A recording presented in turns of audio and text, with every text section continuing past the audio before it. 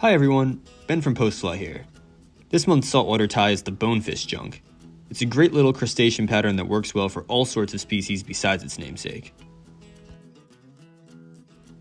To get started, tie on the orange thread from your kit behind the hook eye. Wrap down about halfway down the shank, then make a few turns back up towards the head to stage for your dumbbell eyes. These little eyes will make the hook ride with the point up and give the fly a nice bucking action. Secure the eyes about 2 hook eyes in length back from the front, and make a few turns opposite the way you tied it in to leverage into place. Make wraps going over the eyes and under the shank in front and behind. This will further secure our dumbbell eyes from above. Here's a top-down view of this motion. Again, we're going over the eyes and under the shank. Repeat until you have a small buildup of thread in this area.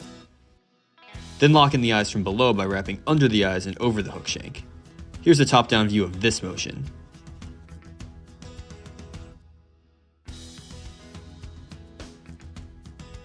With the eyes in place, move your thread back down the shank. I like to add a bit of head cement to these eye wraps as well for some extra durability.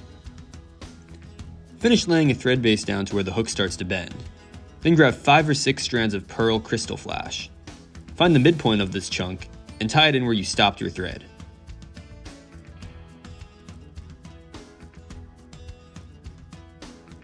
Take wraps over the front-facing strands, tying them down until you're almost at the dumbbell eyes. Then fold these strands rearward so they're aligned with the ones facing back, and tie back down to the hook bend to secure. When everything is in place, cut off all of the strands square so that they only extend about a hook shank in length past the bend. Take the long tag ends from this trimming and set them aside for now. We'll use them near the end of this tie. Some shrimp eyes will add to the crabby look of this pattern. Take a pair from your kit and prepare them by separating each eye from the base of their stalk. One by one, tie them in on top of the shank so they angle slightly away from each other, and so that the eyes go a little past the bend of the hook. Wrap the tags almost to the dumbbell eyes before cutting, then wrap back towards the tail again. These smooth plastic stems have a tendency to slip a bit, so make sure they're tied down snug.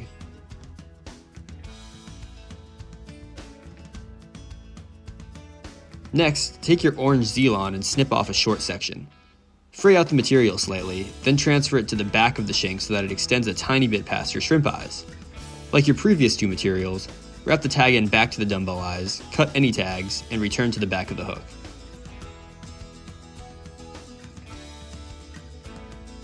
Now we'll tie in the first of our 3 rubber legs. Remove one from the patch in your kit and get it ready to tie by wrapping it once around your hanging thread like so. Bring your bobbin up over the hook and slide the rubber legs down, holding both ends down the tail. Then make a few more turns with your thread to tie in.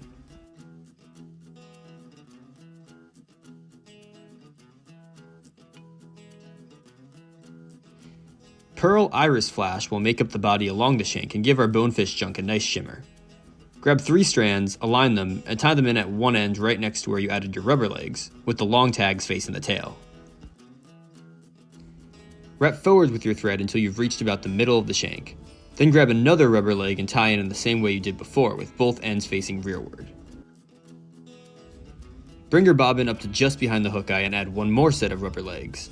Then advance your thread to in front of the dumbbell eyes and leave it hanging there for now.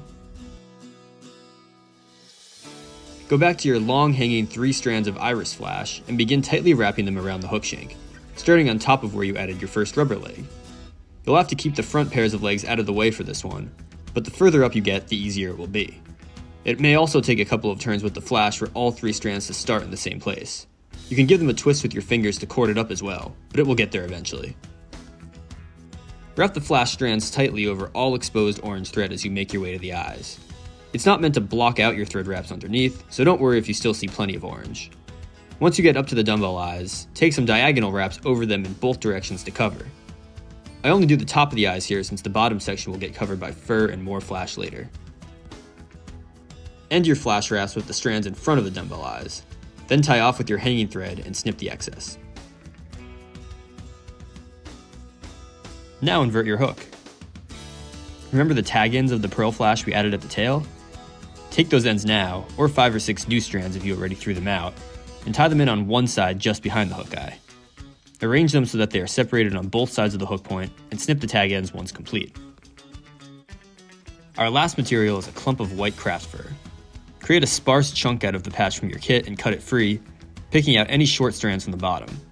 With the hook still inverted, lay the butt ends down behind the hook eye and tie in at the same angle you just did your pearl flash. The longest strands of craft fur should extend about 2 shank lengths behind the fly if laid flat. Snip off any long tags and take wraps to build a small thread dam in between the front of the hook and the dumbbell eyes. Finally, take your whip finisher and tie off in this front section. Snip your thread and give it a light coat of UV resin. After a quick blast from your UV light, this fly is good to go. It's worth taking one more look with your scissors to make sure everything is sized up. I like everything else hanging back, like the flash and rubber legs, to be about the same length as the longest strands of craft fur. You can make a couple of snips here to adjust anything. As mentioned earlier, this fly rides with the hook point up. The legs have some great fluttering action, and the craft fur chunk pulses nicely when stripped in addition to filling out the body. Throw it at whatever crustacean eaters lurk in your local waters, and you won't be disappointed, unless you're a fish, I guess. Thanks for watching.